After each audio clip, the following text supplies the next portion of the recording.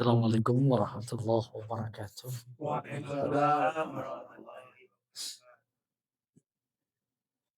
Alhamdulillah, alhamdulillahilladzi khalaqal mauta wal hayata liyabluwakum ayyukum ahsanu amala. Asyhadu an la ilaha illallah wahdahu la syarikalah wa asyhadu anna Muhammadan abduhu wa rasuluh. Rabbi shrah li sadri wa yassir li amri wahlul 'uqdatam min lisani yafqahu qawli. Yang pertama, bersyukur diberi kesempatan oleh Allah, maka kemudian kita menjadi bisa bersilaturahim sebagai lanjutan silaturahim yang sebelumnya. Silaturahim bukan saja antar sesama kita, tetapi pada hakikatnya silaturahim kepada sesama sama dengan silaturahim dengan Allah. Memang dijelaskan dalam hadis qudsinya, ismi rahim, namaku rahim, fastaqaqtu min ismi ar-rahim, aku ambil dari namaku rahim, kata rahim, rahim ibu diambil dari nama Allah. Faman wasolahu faqad wasolani. Siapa yang menyambung hubungan silaturahim dengan sesama, berarti dia menyambung hubungan silaturahim denganku. Kata Allah. Wa man qata'ahu faqad qata'ani. Barang siapa yang memutus hubungan silaturahim dengan sesama, berarti memutuskan hubungan silaturahim denganku. Dahsyat sekali silaturahim. Sebelum meneruskan tema kita tentang sholat, ada bocoran. Katanya sekalian peringatan haul ya. Haul ayahanda dari Pak RT, Ibunda juga. Dan pada umumnya para orang tua kita, andai tolan sahabat seiman yang telah mendahului kita. Ayat Al-Quran yang tadi disitir pada hamdalah menginformasikan yang pertama, di luar diri Allah semuanya ciptaannya. Ciptaan semuanya ada yang bersifat konkret dan ada yang bersifat abstrak. Di antaranya yang dijelaskan dalam ayatnya tadi, mati hidup itu ciptaan Allah. Itu ciptaan. Allah zat yang maha baik. Tidak mungkin ciptaannya nggak baik. Jadi kematian baik apa tidak baik? Baik. Standar pertama memahami ayat mati lawannya hidup. Emang benar. Pulang pergi, naik turun, bahagia suka lawan. Maka pemahaman berikutnya lebih tinggi sedikit. Bukan lawan. Mati lawannya hidup-hidup. Bukan. Tetapi pasangan. Dan memang Allah menyatakan ciptaannya termasuk mati itu semuanya berpasangan. Iya atau tidak? Subhanalladzi khalaqal azwaja kullaha mimma tumbitul ardu wa min anfusihim wa mimma la ya'lamun. Maha suci berpasangan. Mati pasangannya hidup. Meningkat kepada pemahaman berikutnya lagi, Mati ada apa enggak? Maka jawabannya enggak ada. Mati itu enggak ada. Gimana, setuju apa enggak sih? Bingung. Kenapa? Karena mati cuma pintu gerbang untuk memasuki kehidupan berikut. Bisa memasuki kehidupan berikutnya tanpa mati. Tuh. Oleh karena itu ketika Nabi menyuruh kepada kita untuk banyak-banyak ingat kematian, ada kata yang dibuang. Ditakdirkan, kata ahli bahasa, banyak-banyak ingat bekal kematian. Menyebut kata bekal kematian itu kental sekali. Nanti ada kehidupan. Kehidupan itu pasti. Bahkan kehidupan setelah kematian itu abadi. Nggak akan mati lagi. Yang mati itu cuma fisik. Cuma fisik. Udah sampai pada titik akhir yang memang harus menjadi bagian dari renungan kehidupan kita. Para orang tua handai tolan yang telah mati dalam tanda petik masih hidup apa udah mati? Hidup, masih hidup. Mereka melihat, mereka mendengar kita. Kalau Pak Kures Shihab luar biasa menggambarkannya. Mereka itu ibarat di dalam kendaraan, di kacanya gelap, yang lihat keluar. Kita ke dalam ngelihat apa enggak? Tuh. Oleh karena itu hidup seperti biasa. Apalagi kalau dihubungkan dengan ayatnya. La tahsabanna alladziina qutilu fi sabilillah amwat bal ahya. Hidup. Bukan cuma para syuhada yang hidup, bukan cuma orang yang beriman saja masih hidup, tetapi seluruh manusia hidup. Dalam ayat disebutkan para syuhada saja karena memang kehidupannya istimewa di sisi Allah, maka dia yang disebut.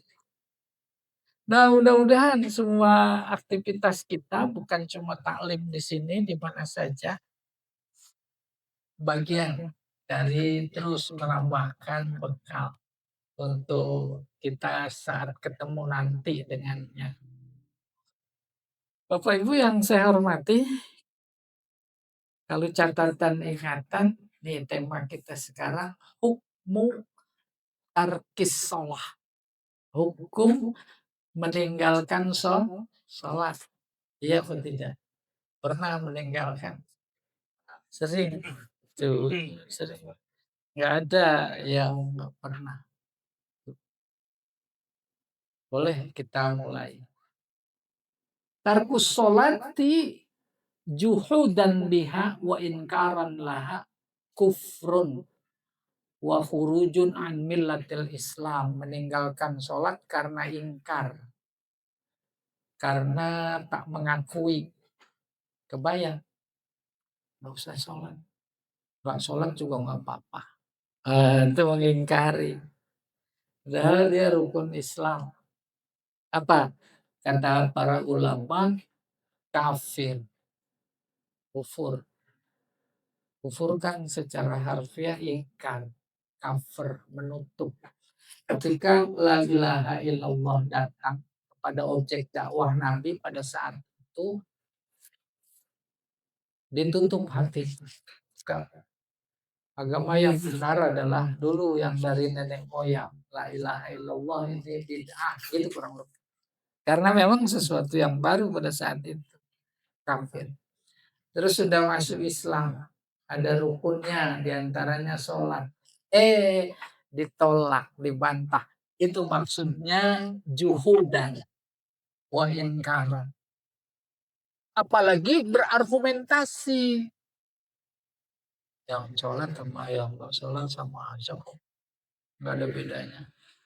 Bahkan tak menutup kemungkinan ada pernah pikiran seperti itu melanda di kalangan mahasiswa. Terutama mereka yang di filsafat. Dicoba. Ada yang 2 tahun nggak sholat. Sama aja kok. Oke. Kita teruskan. Biijma'il muslimin. Kesepakatan umat Islam. Umat Islam di sini disebut para ulamanya. Kita umat Islam apa bukan? Kan Islam, itu kan nggak terlibat dalam kesepakatan. Amma man tarakaha ma'a imanihi biha wa i'tiqadihi fardiyataha walakin tarakaha takasulan aw tashaghulan anha bima la yu'addu fi syar'i udhra faqad sarrahatil ahadits bi kufrihi wa wujubi qatlihi. Adapun kalau dia meninggalkan sholat tapi tetap iman, iya sholat wajib, cuman ditinggal. Kenapa ditinggal? Males, alasan sibuk. Alasan-alasan kemalasan yang dia jadikan argumentasi itu secara syar'i tidak dianggap uzur, tak diakui alasan itu, tidak dianggap uzur. Maksudnya apa kata hadis-hadis yang nanti akan dibaca? Jelas kafir, wajib dibunuh. Dibunuhnya jangan kenceng-kenceng. Ya. Tadi udah denger apa enggak? Aduh, hadis bahasa Arab, Al-Quran bahasa Arab. Itu kalau enggak pakai ilmunya, Masya Allah. Contoh kata bunuh saja. Bunuh bukan berarti harfiah. Apalagi sekarang. Ada namanya pembunuhan karakter. Ya, udah syah. Dibunuh tanpa tambah nikmat. Kenapa? Bunuhnya pakai duit. Jangan ngomong ini ya. Tuh, bunuh karakter tidak. Ada yang mau angkat tangan. Bunuh karakter. Ya. Apalagi memang ada kata qatala artinya bunuh dalam Al-Quran. Maksudnya melaknat. Melaknat. Kita teruskan. Amal ahadis al-musarrihah bi kufrihi. Berikut ini hadis-hadis yang menjelaskan tentang kufurnya. Bapak Ibu, kafir itu maknanya ada 4. Yang pertama, macam-macam kafir. Namanya kafir jihadi. Kafir jihadi ini disebut juhud pakai hak. Tak percaya kepada Allah. Jihad, kafir jihadi. Kedua, kafir inadi, inad. Tak percaya kepada Nabi Muhammad. Yang ketiga, kafir nikmat. Allah kasih nikmat, tak membuatnya bersyukur. Itu namanya kafir nikmat. Salah satu manifestasi cermin syukur kepada Allah yang banyak memberi nikmat kepada kita adalah sholat. Sholat itu terima kasih. Maka sujud terakhir, ya Allah terima kasih ya Allah. Engkau pertemukan dengan zohormu. Udah kebayang? Kata Nabi, posisi seorang hamba paling dekat dengan Allah saat sujud. Karena itu mintalah.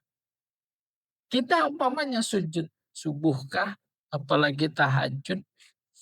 Banyak nggak kira-kira yang mau diminta? Banyak apa enggak? Berapa? Nah, semakin jujur, semakin tak mampu minta. Tuh semakin jujur. Sebab pertanyaan mendasar, mau minta apa? Yang dikasih aja belum disyukuri semua.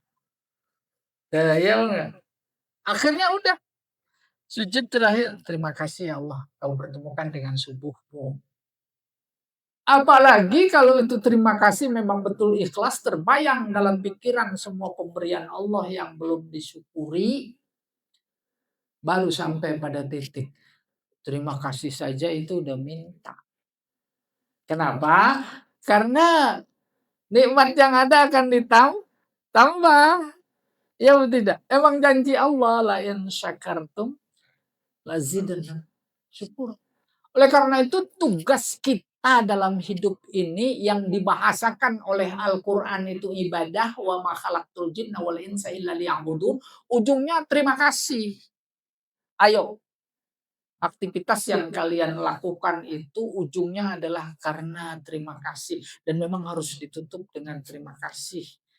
Pokoknya jalan-jalan lebaran pulang kampung sampai di tempat oh ada kata alhamdulillah. Alhamdulillah. Sakit perut terus ke belakang. Alhamdulillah enggak? Tuh, luar biasa tuh. Emang itu yang diminta oleh Allah. Oleh karena itu kata Wahbah Zuhaili dalam tafsirnya Al-Quran kalau diperas isinya itu satu. Apa itu? La ilaha illallah.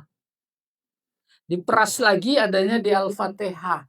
Kalau versi Muhammad Abduh di Al-Fatihah ayat yang mana? Alhamdulillah. Kita praktekkan dalam setiap napas. Alhamdulillah. Terima kasih ya Allah. Nah ini. Hadis yang pertama an Jabir qala qala Rasulullah sallallahu alaihi wasallam bainar rajuli wa bainal kufri tarkus shalah.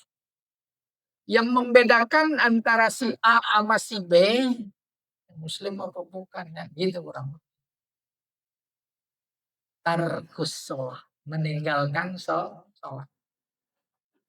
Sudah kebayang. Meninggalkan maksudnya jangankan berkali-kali, sekali aja. Apa sebab begitu dahsyat penghukuman terhadap yang meninggalkan sholat? Saat itu seolah dia berkata, sholat nggak wajib. Itu buktinya dia tinggalkan. Sementara Allah bilang wajib, Nabi bilang wajib. Jadi di Al-Quran nggak ada sholat itu wajib. Nggak ada. Yang ada kan di hadis. Mana di Al-Quran? Aqimus sholah. Ini yang namanya usul fikih. Asalnya fikih. Aqimu perintah. Para ulama berijtihad. Dihubungkan dengan fenomena sosial. Kalau seorang budak diperintah oleh tuannya dia tak mau, maka dihukum. Oh, menunjukkan taat kepada tuan itu wajib. Itu baru kepada tuan. Sekarang kepada Tuhan, maka diambil kesimpulan sholat itu wajib. Emang benar secara sosiologis kalau tidak taat kepada peraturan itu kena sanksi. Baru kemudian dalam hadis banyak menjelaskan bahwa pokoknya bunyal Islam ala khamsin syahadatu an la ilaha illallah wa anna muhammadar rasulullah. Iqamus sholat tuh dijelaskan. Kitabuz zakah, saum Ramadan, hajjul bait atau hijjul bait manis tato'a ilaihi sabila. Saya ulangi hadisnya. Bainar rajuli wa bainal kufri tarkus sholah. Kebayang. Bukan untuk menilai si A, si B, bukan. Kadang-kadang kita salah menerapkan pemahaman hadis. Ini untuk kita. Untuk kita. Ntar saya beri ilustrasi di antara kesalahan mensikapi hadis. Untuk kita. Kita ini mukmin apa bukan? Kita lihat pada diri kita. Kalau nggak sholat tuh lagi nggak iman. Tuh perbedaan. Apa maknanya dahsyat? Jangan dipahami juga harfiah. Itu udah keluar dari iman. Bukan. Saya beri contoh nih. Bagaimana mensikapi hadis. La solata, Nabi bersabda. Lijaril masjid illa fil masjid.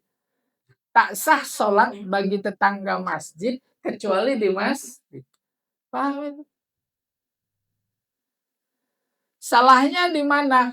Kita pakai ini sebagai justifikasi untuk menilai orang.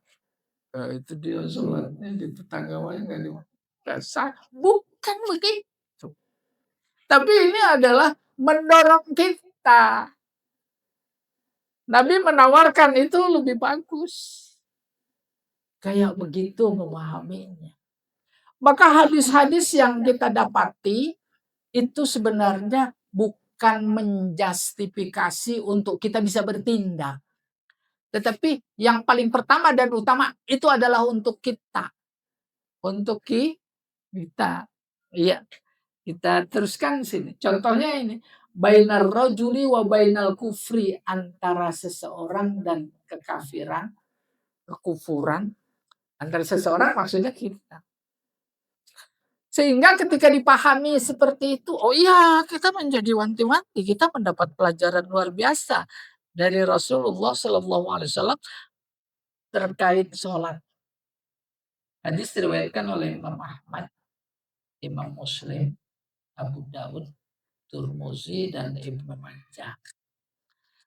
Berikutnya hadis kedua. An Buraidah. Seseorang bernama Buraidah.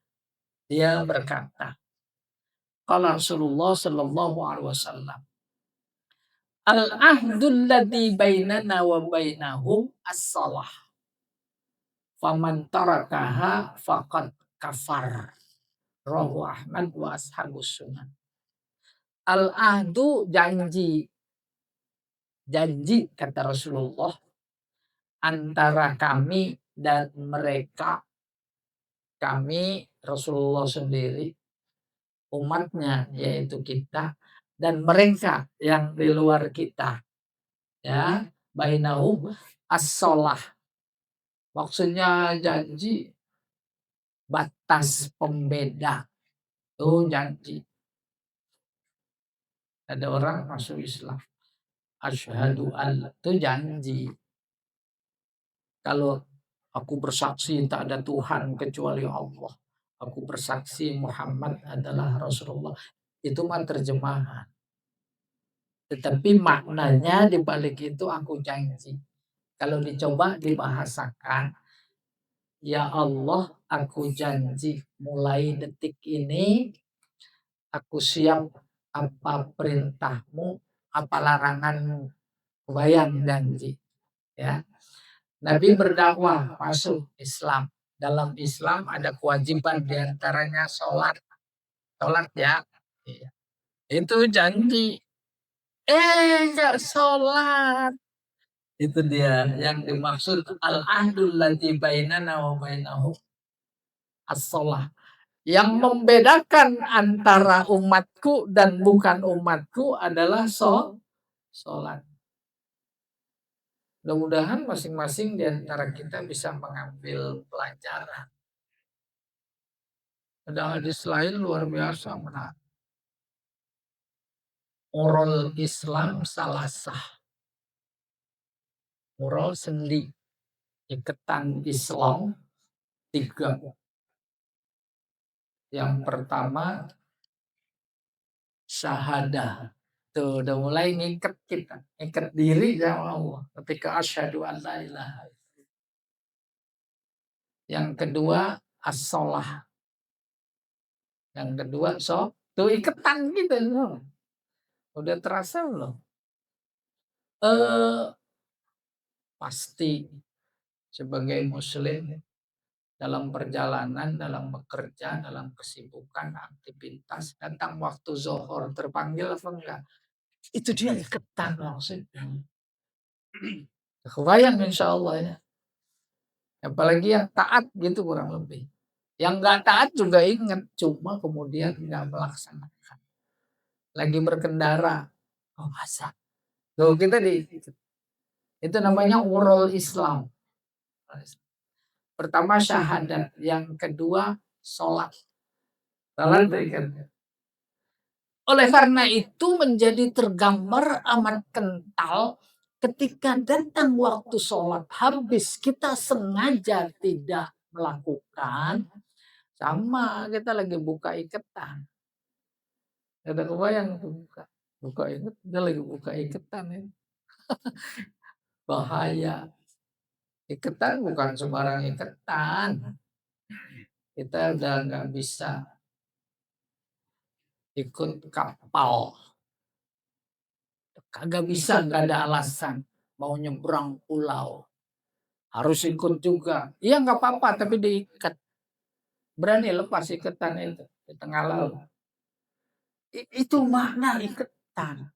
Itu baru ikutan sederhana. Bagaimana ikatan dengan Allah? Itu yang dimaksud moral Islam. Oke, nggak usah kapal laut, pesawat. Kagak muat, tapi harus berangkat juga. Ya apa tidak? Itu ilustrasi berpikirnya kayak begitu. Bagaimana kalau diikat aja, yang penting sampai tujuan. Iya nggak apa-apa. Kayak begitu hubungan kita dengan sholat. Merupakan simbol ikatan dengan Allah.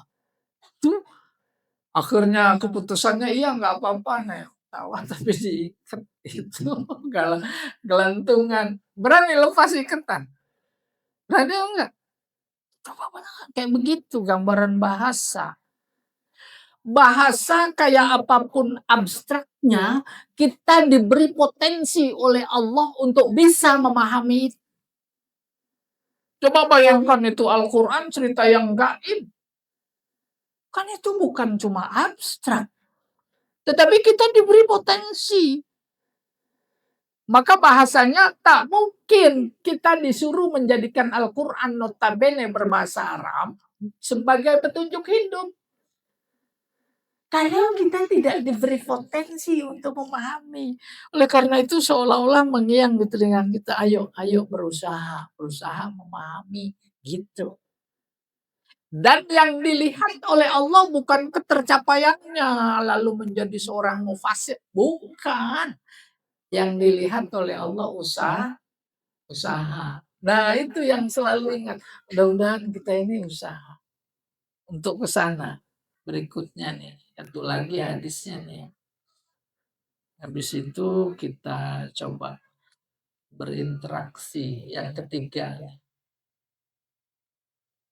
Wa an Abdullah ibni Amr ibn al-As an Nabi sallallahu alaihi wasallam, dari seseorang bernama Abdullah bin Amr, bukan Umar, bin As, dari Nabi. Annahu zakara shalah yauman, suatu ketika dia menyebut kata salat suatu hari. Faqala, maka Nabi bersabda, man hafadha 'alaiha kanat lahu nuran wa burhanan wa najatan yaumal qiyamah. Barang siapa yang menjaga sholat, insya Allah nggak enak kalau nggak ngerjain. Bukan cuma yang wajib, tapi ditambah yang sunat. Itu maksudnya hafazah, menjaga sholat. Oke, kenapa? Maka nanti dia akan mendapatkan cahaya, wa burhan, petunjuk, najat, keselamatan. Kapan? Yaumal qiyamah, pada hari kiamat.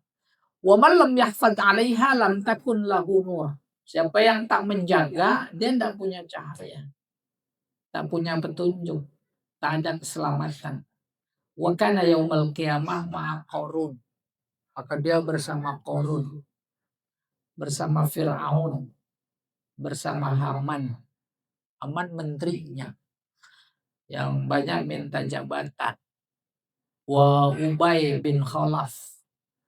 Ini saudagar yang luar biasa kekayaannya, tapi pelit. Rawahu Ahmad wa Tabrani. Ada kata kunci ini, satu kata saja bisa sampai subuh, nggak apa-apa Pak. Nur, cahaya. Siapa di antara kita yang nggak pernah dengar, nggak paham cahaya? Apa itu cahaya? Cahaya itu energi yang karakteristiknya membelah kegelapan. Mati lampu, ambil baterai. Tuh terbelah nggak kegelapan? Tuh secara membelah kegelapan. Cahaya dalam hidup ini cuma dua. Yang pertama, cahaya matahari ciptaan Allah. Yang kedua, cahaya lampu listrik ciptaan manusia.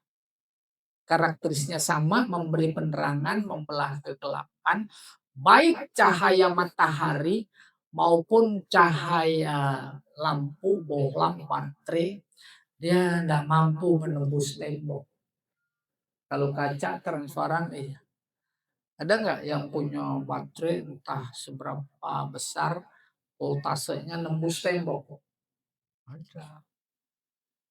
Nggak ada. Baru kemudian. Kalau tembok aja nggak nembus, ke kuburan tembus apa enggak?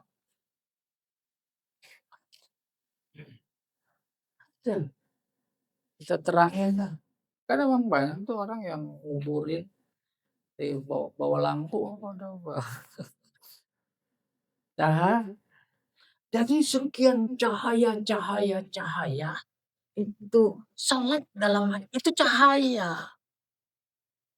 Mampu menembus kuburan sebagai teman yang menerang. Itu maksudnya. Bahkan dalam konteks hadis ini bukan kuburan. Atau sebelum itu cahaya Allah. Allah sendiri yang berfirman. Allahu nurus samawati wal ard. Masalu nurihi kamishkat fiha misbah. Al misbah fi zujajah. Az-zujajah ka'annaha kaukab durri. Terus yuqadu min syajaratin zaitunatin mubarakah la syarqiyah wala gharbiyah. Allah itu cahaya. Kalau ahli bahasa, para mufasir jago. Nggak boleh mengartikan Allah itu cahaya. Itu namanya menyerupakan. Oleh karena itu, ahli bahasa bukan cahaya. Allahu munawwir. Munawwir artinya yang memberi cahaya. Sebab kalau disebut cahaya nanti penyerupaan terhadap Allah. Allah serupa dengan cahaya. Nurusat perumpamaan cahayanya kamishkat. Pak, ini lampu nih. Dibungkus lagi pakai kaca. Itu namanya mishkat. Ya. Fihi zujajah. Di dalamnya ada kaca lagi. Di dalam kaca itu baru ada lampu. Lampunya lampu pakai minyak. Itu digambarkan nggak ada zaman Al-Quran turun belum ada listrik. Ibarat lampu di dalam kaca berlapis-lapis, di lampu itu ada minyak, minyaknya minyak apa? Minyak zaitun. Zaitunnya bukan sembarangan pohon zaitun. Zaitun tak ada di timur, tak ada di barat. Maksudnya tak tumbuh di lereng gunung sebelah timur atau sebelah barat. Kalau tumbuhnya di lereng gunung sebelah timur, maka dia tidak dapat cahaya dari barat. Kalau timbunnya di barat, nggak dapat cahaya. Tapi bukan itu kata Allah gambaran. Di puncak ujungnya.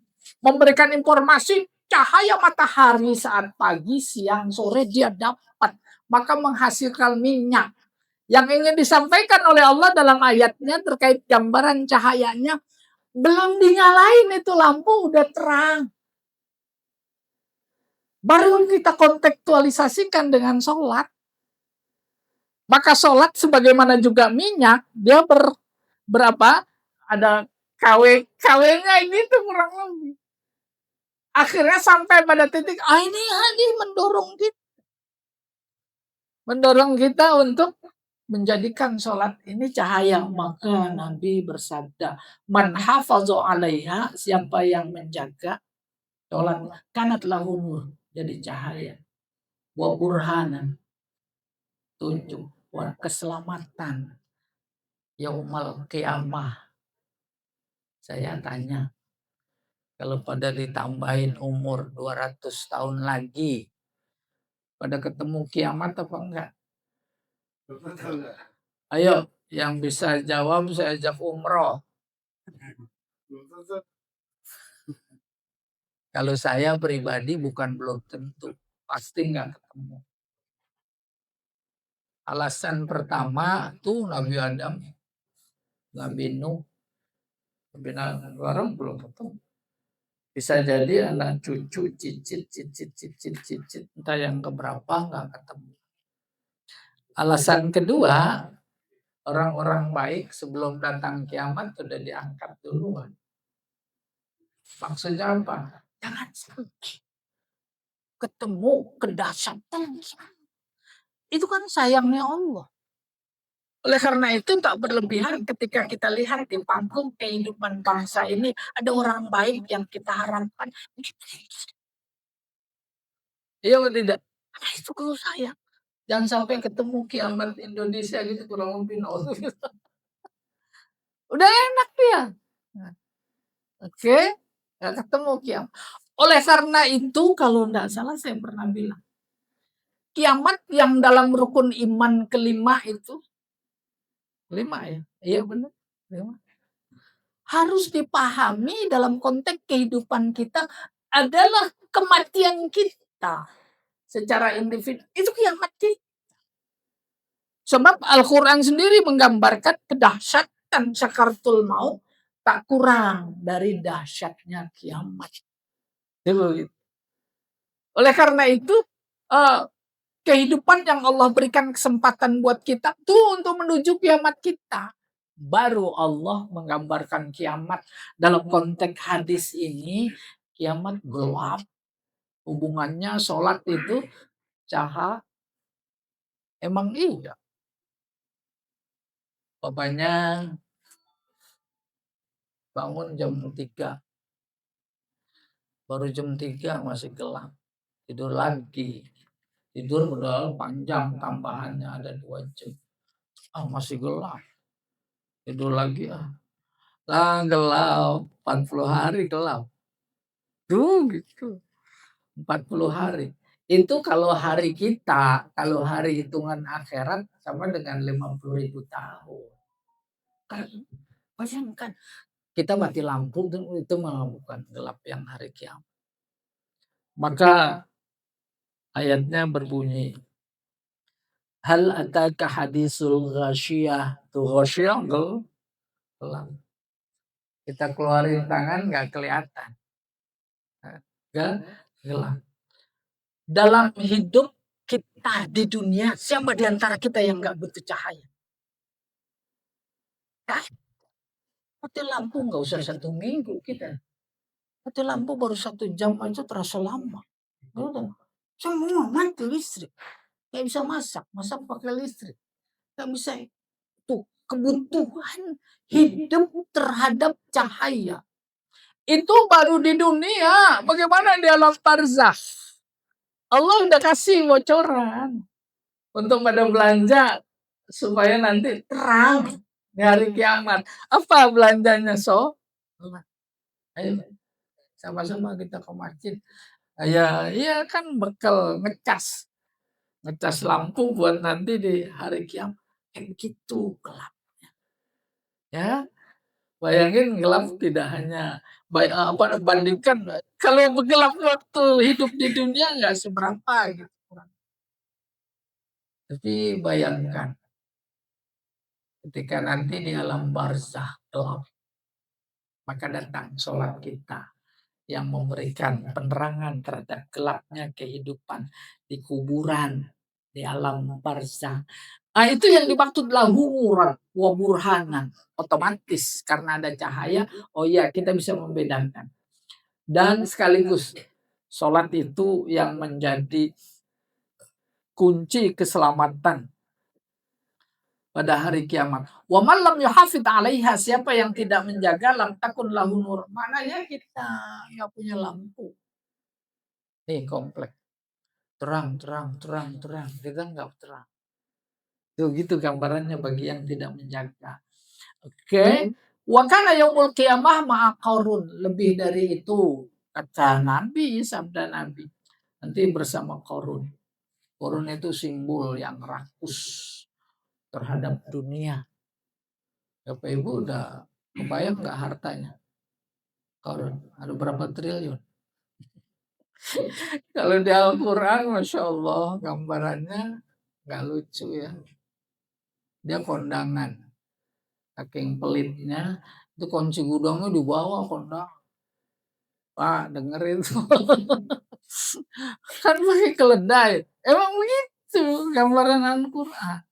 Boleh dimaknai secara apa, harfiah, tapi dikontekstualisasikan kayak sekarang, "Bang udah nggak nampung." Udah bikinin bank sendiri di rumahnya. Ah, itu Qarun. Kemudian sama Firaun.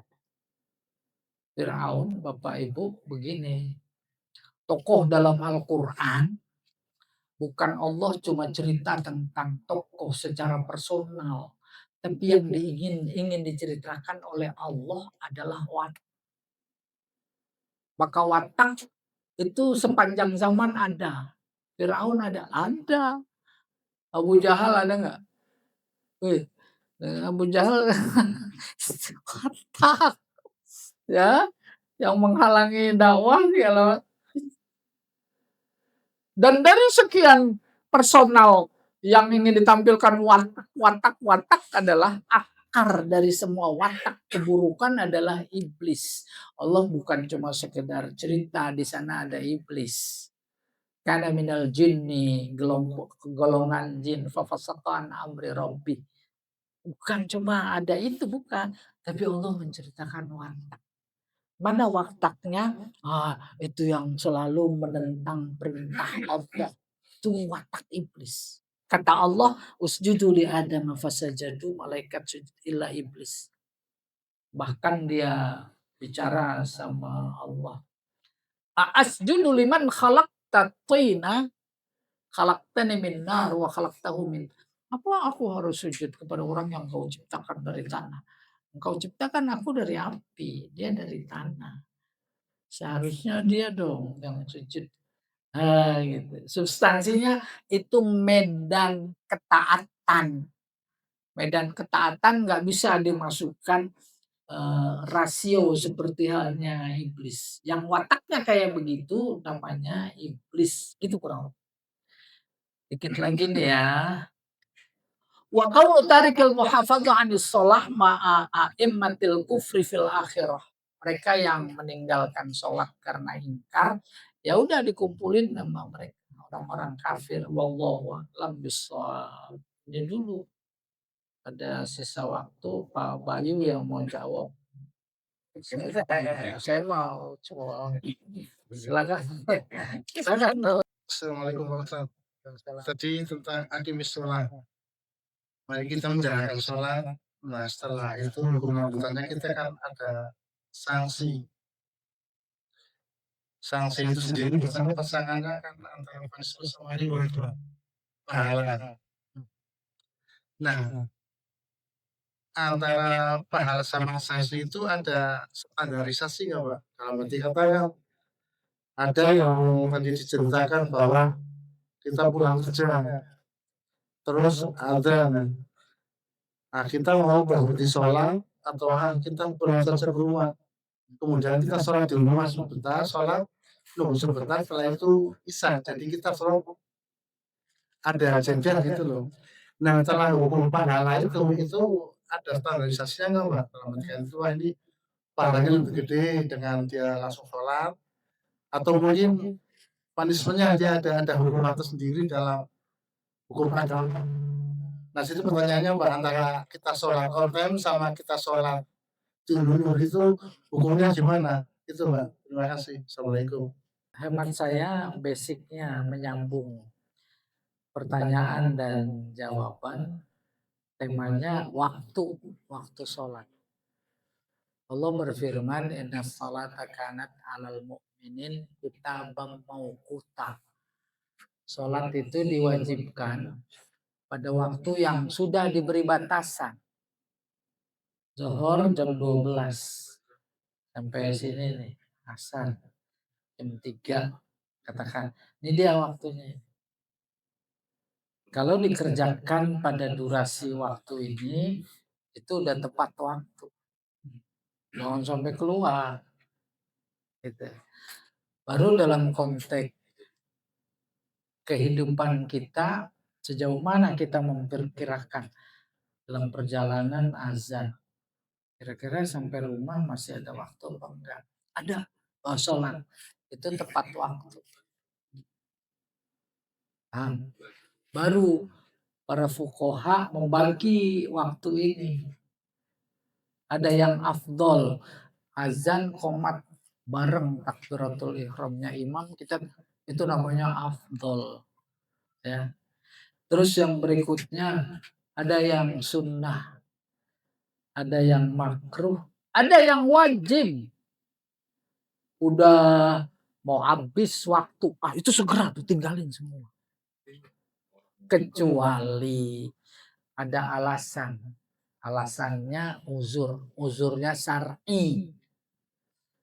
Kalau uzurnya syar'i, apalagi menyangkut nyawa orang, oh boleh di sini, di luar ini. Contoh, insya Allah dokter lagi ngoperasi pasien, tuh itu mau udah nyawa lebih pertama. Kata Allah itu dulu selamatkan, ada ruhku di situ. Soal hubungan engkau dengan aku dalam konteks sholat, nggak apa-apa, masih ada gitu seolah-olah. Adapun terkait dengan sanksi disesuaikan. Yang pertama tadi itu uzurnya syar'i apa tidak. Kalau umpamanya sampai rumah masih ada waktu, itu mah nggak ada sanksi. Kita lakukan. Wallahu a'lam bishawab. Umpamanya lagi main catur, azan berkumandang, tanggung lagi sekap, umpama. Kalau itu memang diancam. Wailul lil musallin. Celaka bagi orang sholat. Yang bagaimana? Alladzina hum an salatihim sahun. Mereka yang lalai. Ini lagi bahasan. Alladzina hum an. Bukan fi. Gambarannya begini. Kalau an itu lalainya di luar sholat. Ilustrasinya kayak tadi, tanggung lagi sekak. Itu di luar sholat. Itu mah ikhtiar dia. Oleh karena itu yang diancam oleh wailul lil musallin. Tapi kalau fi, beda. Allahu Akbar udah di dalam sholat. Ingat sesuatu. Tadi naruh kunci di mana ya? Itu datang bukan karena ikhtiar. Kalau ikhtiar gambarannya dalam konteks ilustrasi itu, ntar di dalam sholat saya mau ingat naruh kunci di mana. Itu namanya ikhtiar. Nah mungkin itu nggak terjadi. Ya atau tidak? Maka yang diancam wail itu yang tadi luar biasa akurasi penempatan kata dalam Al-Quran. Oke, jadi ada durasi waktu saat itu yang kita namanya menunaikan sholat sesuai dengan waktunya. Wallahu a'lam bishawab. Lanjut dikit. Boleh, Pak. Tadi niatnya apa, Ustaz? Apa dia jama? Apa dia kodohan? Oh ya. Kalau yang tadi nih udah kelewat kasus, iya, untuk dokter umpamanya. Kalau di dalam durasi waktu,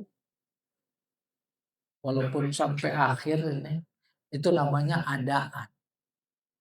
Adaan tunai. Beli rokok langsung bayar. Tapi kalau udah di luar waktu, ini namanya kodokan. Tuh ijtihad fikih, hadis mah nggak menyebutkan ada kodokan. Oleh karena itu ada di antara saudara kita nggak ada itu sholat kodok. Yang nggak ada sholat kodok pasti ibu-ibu tuh yang karena berhalangan. Aisyah berkata, kami tak disuruh mengkodok sholat. Itu kan dalam konteks datang bulan atau nifas. Kami disuruh mengkodok puasa. Sholat mau nggak dikodok. Oke, adaan artinya tunai, kodokan itu bayar. Maka hadisnya yang dijadikan contohan, man nasya an sholatin au nama anha, Siapa lupa atau tertidur subuh kesiangan, fal yusolli idza zakaraha. Jam 7 ingat belum subuh. Sholat situ. Itu nggak ada penjelasan dari hadis secara eksplisit. Itu namanya qadha. Tidak ada. Tetapi kan para ulama pikir gunakan akalnya. Kalau ini tunai, ini masa tunai? Bukan dong. Wallahu a'lam bishawab. Kalau kodoan itu kan di luar waktu sholat ya. Iya, iya. Sholat yang tidak boleh, sholat kan tidak boleh ditinggalkan. Tapi kodoan itu boleh. Nah kalau wanita kan ada masa haid ya. Kodoan ya nggak boleh memang kan. Karena dia haid kan. Kalau kita dalam perjalanan kayak Salvan kan ada kodoan. Nah kalau di perjalanan ya kan, darurat artinya kan macet sih kalau segala macam panjang ya. Kan yang nggak boleh kan meninggalkan sholat. Nanti kalau kodoan pun ketika waktunya habis kita baru niat untuk kodoan kan mungkin masih bisa ya. Menurut Pak Ustaz seperti apa kalau tadi? Nah, jadi harus dituntaskan ya terkait dengan tadi ini kita mau kuta ada batasnya. Kalau keluar namanya kodoan, bukan cuma soal keluar atau di luar sholat itu kodoan apa adaan, bukan. Dilihat sebabnya. Sebabnya umpamanya sekat, umpamanya macet, umpamanya hujan dan lain-lain. Tuh. Kalau merujuk ke hadis tidur memang mati. Orang tidur wajib sholat apa enggak? Saya tanya. Enggak wajib. Namanya tidur. Ya, rufi'al qalam an salas. Diangkat pena tuh. Tidur. Belum mimpi. Terus apalagi itu masih kecil. Gitu. Itu enggak dosa. Baru ada dosa ketika dia bangun. Ketika bangun waktu udah habis. Tuh gitu. Macet bukan alasan qadha. Kenapa? Atas dasar hadis firman Allah tadi. Macet lakukan apa adanya. Sholat. Turun ya, enggak mungkin. Atau sebagai ilustrasi ada di jalan tol hujan luar biasa. Nunggu sampai rest area. Kehabisan waktu. Ya. Sholat. Kendaraan. Itu maksudnya kita mau huta. Tidak ada qadha. Di kereta dari Senen. Ilustrasinya kereta zaman dulu. Macet. Jangankan ke kamar kecil. Bergerak aja tuh kaki penuh sama penumpang. Ke Surabaya. Datang Zohor. Masih pegangan. Sholat. Wajib sholat. Gak bisa wudhu, gak pakai wudhu. Gak bisa ruku, gak pakai ruku. Gak bisa sujud apalagi. Semuanya serba di hati. Selesai. Baru udah sampai. Masih ada waktu. Kebetulan azan. Tuh yang pertama bilang kodoan. Apa-apa. Yang kedua namanya i'adah. Mengulang. Begini pikirannya. Kayaknya tadi belum sempurna sholatnya. Gak wudhu. Gak menghadap kiblat. Umpama. Oh iya ulang lagi ya. Itu namanya i'adah. Tapi yang kedua nggak perlu sholat lagi. Kan tadi udah sholat. Adapun tidak sempurna seperti tergambar dalam pikiran itu kan bukan kehendak kita. Udah tinggal posisi kita di mana. Kembali ke pokok persoalan, qadha itu ada alasan dalam hadis tidur atau lupa saking sibuknya, masya Allah.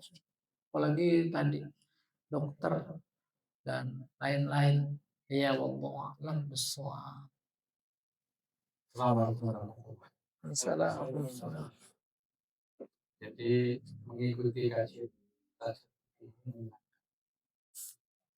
mengapa saya sampaikan menyenangkan karena kita dibawa pada dimensi yang lebih dalam dan lebih kepada hakikat dan membuka wawasan kita yang selama ini menggunakan ilmu permisif. Orang mau ke setelah habis, sudah di kosong saja. Padahal sekarang menjadi jalan banyak. Tapi dengan adanya pegawai dan itu, kita tahu bahwa sebenarnya di dalam masalah ketaatan itu adalah yang dialami motif berniat dan ini bagus. Nah, ada pertanyaan begini, Ustaz. Sepemahaman saya, manusia ini adalah makhluk hidup yang terkurung di dalam makna yang dikenal. Oleh karena itu maka sangat sulit menafsirkan bahasa Quran, bukan bahasa Arab ya, bahasa Quran yang sesungguhnya dari sang penyampai yang sudah diderivasikan kepada Rasul dan diderivasikan lagi kepada para tabiin, sahabat, ulama yang sampai pun datang di atas kita. Ini cukup banyak reduksinya saja. Nah, maka pentingnya mengaji ini kan jadi demikian paham. Namun kan untuk mengaji ini tidak setiap hari untuk mendatangkan tafsir orang-orang kemudian. Nah, apa yang dia untuk kamu agar bisa memahami bahasa Quran ini dengan benar, dengan semestinya, sehingga tidak terkontaminasi oleh pendapat-pendapat umum yang kebanyakan lebih memiliki motif keberpihakan menentengkan. Ya. Seperti misalnya tadi, udahlah kan mau ke Jogja kan 8 kilometer lebih nih, udah kita kosor untuk kita jamaahnya nanti di akhir. Padahal panjang jalan mobil itu banyak sekali. Nah, terus berbicara tentang bicara tentang kurun waktu, misalnya sholat zuhur dari jam 12 sampai jam 3. Pertanyaan saya itu begini, mana derajat yang paling tinggi menempatkan diri dalam waktu atau dalam pelaksanaan? Maksudnya waktu itu ya dalam koridor waktu itu, tapi pelaksanaan itu adalah dalam yang penting sholat lah kan gitu. Karena ada keujuran quote unquote tadi itu. Ya kan kita itu kadang-kadang banyak alasan pembenar tapi bukan alasan yang benar. Ya kayak catur tadi kan, ini lagi pertandingan catur dan langsung yang pertandingan kok gitu. Nah padahal kan izin juga. Nah yang terakhir adalah setelah Quran dan hadis dan juga bagaimana para ulama-ulama nomor istihad. Istihad itu dasarnya kan akal sehat. Pertanyaan saya, seberapa sahihkah sebuah istihad itu bisa diberlakukan manakala ada hadis yang menurut akal sehat ini tidak diterima? Contoh. Suatu ketika Aisyah itu membersihkan bajunya Rasulullah yang kena sperma. Ya, dan itu dikatakan tidak najis. Padahal keluarnya sperma itu kan dari lubang kencing juga, di mana air kencing disebut sebagai najis. Akal sehat kan tidak diterima itu. Ada satu jalur yang dipakai dua hal, yang satu najis, yang satu dikatakan tidak najis. Turunnya sama. Maka kajian fikih ini saya pahami sebagai sebuah doktrin. Berbeda kalau kajian tauhid yang ada di sini dengan akal. Nah ini walau soal. Nah dan sebagai penutup, saya dari pertanyaan itu. Kata orang-orang, mungkin Ustadz juga pernah menyampaikan bahwa perceraian itu halal tapi dimurkai Allah. Pertanyaan simpel saja, mana ada sih halal kok dimurkai? Terima kasih.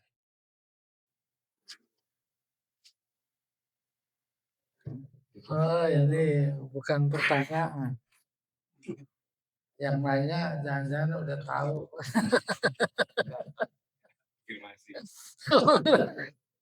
Tapi apapun dan bagaimanapun ini bentuk silaturahim yang luar biasa. Yang pertama, saya lihat banyak tema yang ditanya. Agak sulit memformulasikan. Dan umum sekali. Iya. Di sana ada akidahnya, di sana ada fikihnya. Nabi ketika haji wada, di antara pesannya, aku tinggalkan 2 perkara.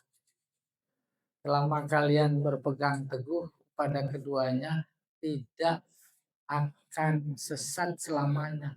Itu saja. Ketika ada problem, kembali ke Al-Quran. Ketika ada problem, kembali ke hadis. Baru kita fokus ke Al-Quran. Pertama, Al-Quran fungsi sentralnya petunjuk. Ada tak tahu, tanya Al-Quran.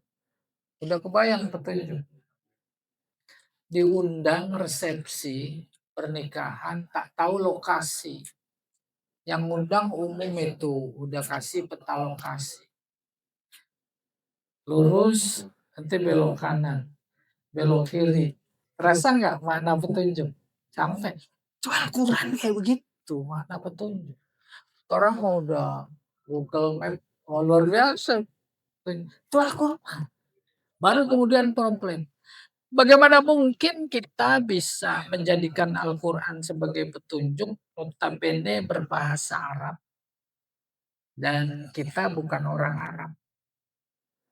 Ada kesenjangan pikiran yang luar biasa, jauh dan berbeda.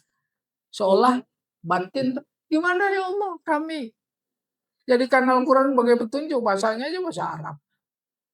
Tadi Bapak Teguh bagus sekali. Jangan sebut bahasa Arab, bahasa Al-Quran. Itu kajian sastra yang luar biasa mendalam. Namanya orang tahu. Maka di sana ada pikiran luar biasa. Tak mungkin Allah menyuruh kita menjadikan Al-Quran sebagai petunjuk yang notabene berbahasa Arab, bukan bahasa kita, kalau kita tak diberi potensi. Oleh karena itu tak terbantahkan memahami pesan-pesan dalam Al-Quran, ya harus pakai ilmu. Apa ilmunya? Ilmu bahasa Arab. Hampir tak masuk akal memahami Al-Quran yang berbahasa Arab, tapi tidak paham bahasa Arab. Bukan berarti si A, si B saja tuh yang bisa. Bukan. Ini sebuah dorongan yang tak banyak ditangkap oleh kita untuk memahaminya.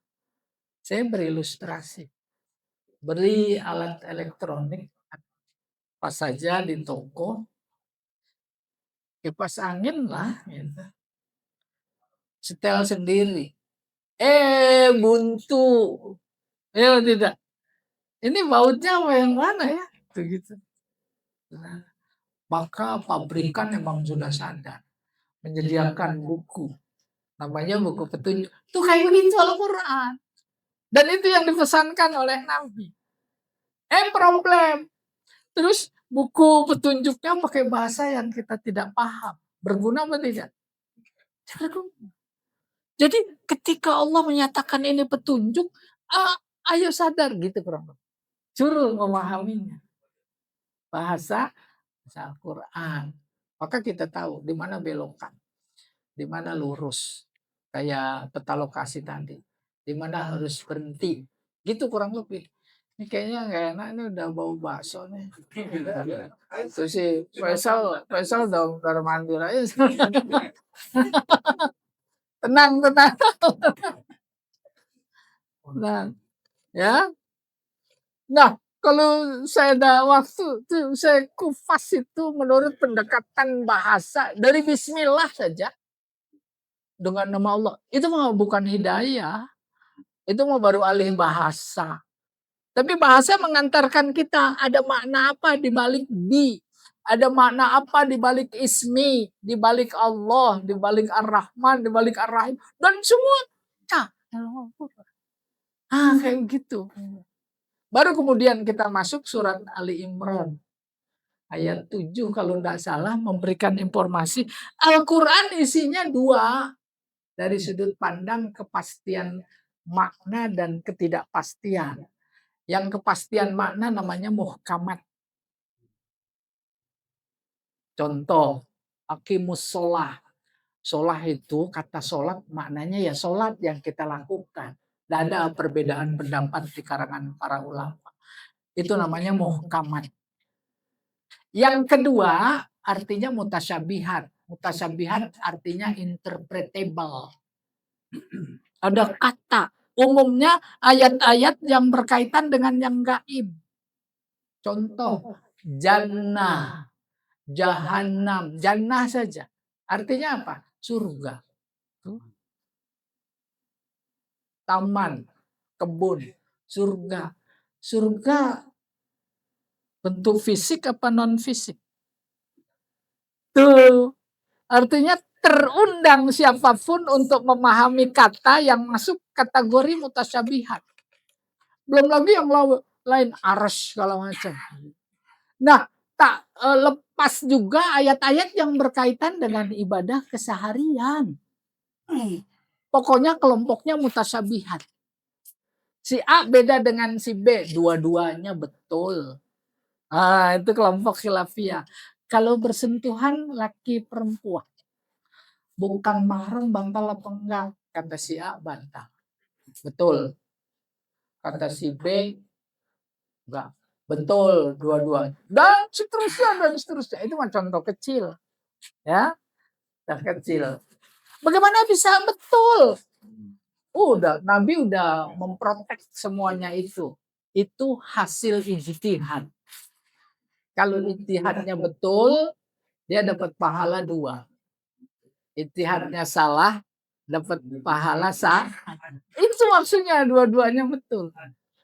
Dari 2 kemungkinan yang selama hidup kita bilang betul dua-duanya, tetapi menurut Allah yang betul itu 1. Nggak mungkin ada 2 kebenaran. Baru kemudian yang ijtihadnya sesuai dengan ketetapan Allah, itu dia dapat pahala 2. Kalau yang salah dapat pahala 1. Semua persoalan khilafiyah. Seperti itu. Ya wallahu a'lam bishawab. Yang terakhir tuh yang menarik apa Pak Teguh tadi? Saya lupa. Oh iya, abghadul halal.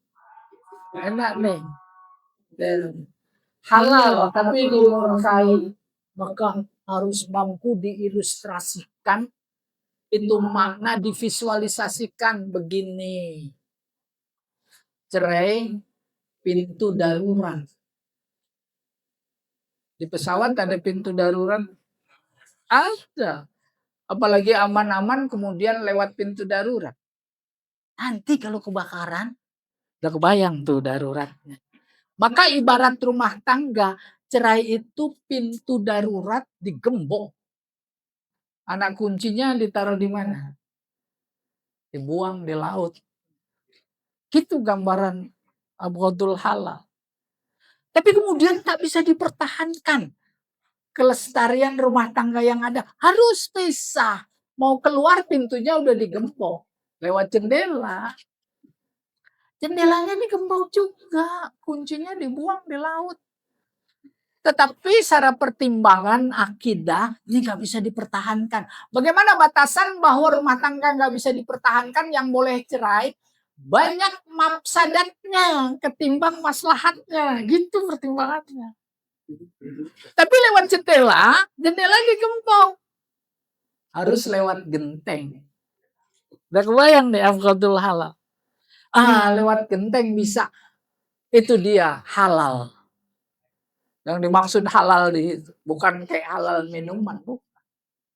Tetapi betapapun itu halal, masih tetap dimurkai oleh Allah. Begitu memahami abghadul halal indallahi at-talaq. Didukung oleh rasio bahwa tidak mungkin Allah menyuruh kita bercerai. Pada saat yang sama, justru dia menyuruh kita menikah. Ya mungkin itu dua hal yang bertentangan.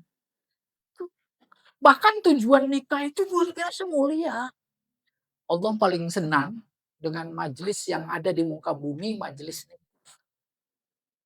Mau pada nikah lagi. Gitu kan. Kenapa senang? Karena ketika melihat atau ada majelis itu, maka dia menjadi punya kesempatan untuk menciptakan manusia. Turunan. Itu tujuannya tanasul. Kenapa menciptakan manusia kok dia senang? Karena manusia adalah khalifahnya. Dia berikan otoritas kepada manusia untuk melestarikan agamanya.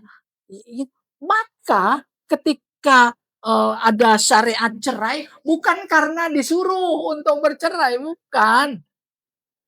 Ayat nikah luar biasa. Mulai lantun kihu, terus talak. Panjang talak ayatnya itu. Maksudnya apa? Maksudnya jangan sampai nanti ada hambaku yang mencerai salah mencerai. Tuh kan belum banyak tersosialisasi itu syariat. Punya orang nggak tahu cerai, nggak bisa cerai. Cerainya masuk kategori bid'i. Bid'i artinya salah, haram. Tuh pokoknya diatur sedemikian tuh. Nah, jadi wallahualam kayak begitu abghadul halal indallah. Saya memahaminya. Ya. Panas nih nambahin tuh. Allahu a'lam.